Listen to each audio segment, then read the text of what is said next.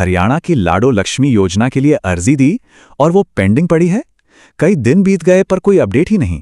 अच्छा, आज हम इसी समस्या की जड़ तक जाएंगे और पता करेंगे कि असल में हो क्या रहा है।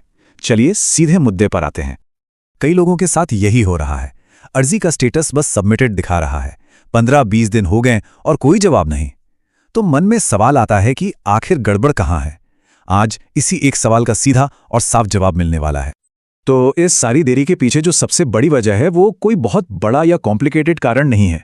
वजह बहुत सीधी सी है और शायद दस्तावेजों में ही कहीं छिपी है, और वो है बिजली का मीटर। जी हाँ, ज्यादातर मामलों में अर्जी अटकने का सिर्फ एक कारण निकल कर आ रहा है कि जिस घर का पता दिया है वहां का बिजली मीटर न तो अर्जी देने वाली महिला के नाम पर है और ना ही उनके पति के। सुनने में ये छोटी सी बात लगती है ना, पर सरकारी सिस्टम के लिए यही सबसे जरूरी पॉइंट है। अब सवाल ये उठता है कि सरकार बिजली के मीटर पर इतना जोर क्यों दे रही है। चलिए इसके पीछे की सरकारी सोच को समझते हैं कि वो एक अलग परिवार को किस नजरिए से देखते हैं। देखिए, सरकार के लिए एक अलग परिवार का मतलब सिर्फ ये नहीं है कि शादी हो गई है। उनकी नज़र में अगर कोई अपने माता पिता के साथ एक ही घर में रह रहा है और बिजली का मीटर आज भी माता या पिता के नाम पर है, तो सिस्टम उसको एक अलग परिवार नहीं मानता। और यहीं पर सबसे बड़ी गलतफहमी होती है। बहुत से लोग सोचते हैं कि उनकी फैमिली आईडी तो अलग बन गई है तो काम हो जाना चाहिए, लेकिन नहीं। अगर फैमिली आईडी अलग है पर बिजली का मीटर पुराना ही है तो भी वो अर्जी ऑटोमेटिक सिस्टम से बाहर होकर मैनुअल जांच में अटक जाएगी।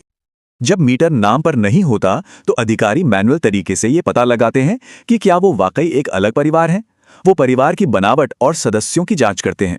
ये कोई सिर्फ एक अर्जी के साथ नहीं हो रहा, ये पूरे हरियाणा में हो रही एक सिस्टम व्यापी जांच है, और इसी मैनुअल वेरिफिकेशन में कीमती समय चला जाता है। तो फिर सवाल यह है कि तेजी से मंजूरी पाने का सही रास्ता क्या है। अच्छी खबर यह है कि एक बहुत सीधा और तेज रास्ता भी है, और वो है ऑटोमेटेड सिस्टम के जरिए। जरा स्क्रीन पर एक नजर डालिए, सारी कहानी साफ हो जाएगी। अगर मीटर माता पिता के नाम पर है तो अर्जी मैनुअल जांच के लंबे रास्ते पर चली जाती है, लेकिन अगर मीटर महिला या उनके पति के नाम पर है तो ऑटोमेटेड सिस्टम उससे तुरंत पहचान लेता है और सिर्फ 3 से 4 दिन में मंजूरी दे देता है।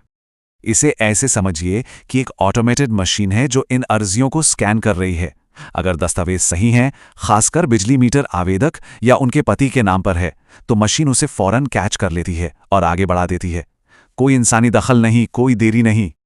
अब कुछ लोग सोच सकते हैं कि अगर अर्जी अटकी है तो क्यों ना सीधा शिकायत पोर्टल पर जाके शिकायत दर्ज कर दें। लेकिन रुकिए, यहां एक जरूरी बात है। तो क्या वाकई ग्रीवेंस यानी शिकायत पोर्टल पर जाने से अर्जी की प्रक्रिया तेज हो सकती है? क्या इससे कोई फायदा होगा? इसका सीधा और साफ जवाब है नहीं।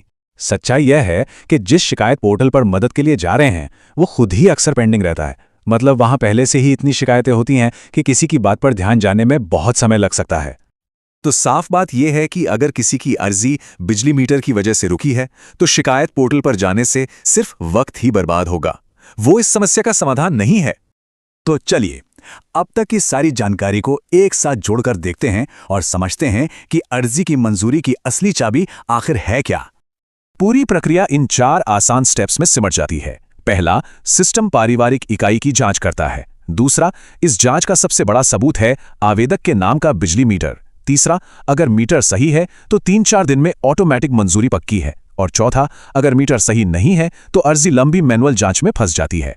तो अब जब पूरी प्रक्रिया सामने साफ है तो आखिरी सवाल यही है कि क्या किसी भी अटकी हुई अर्जी का ताला खोलने वाली चाबी सिर्फ और सिर्फ बिजली का मीटर ही है? इस जानकारी के बाद जवाब बिल्कुल साफ हो जाता है। अर्जी जमा करने से पहले इस एक दस्तावेज को दुरुस्त करना सबसे ज्यादा जरूरी है।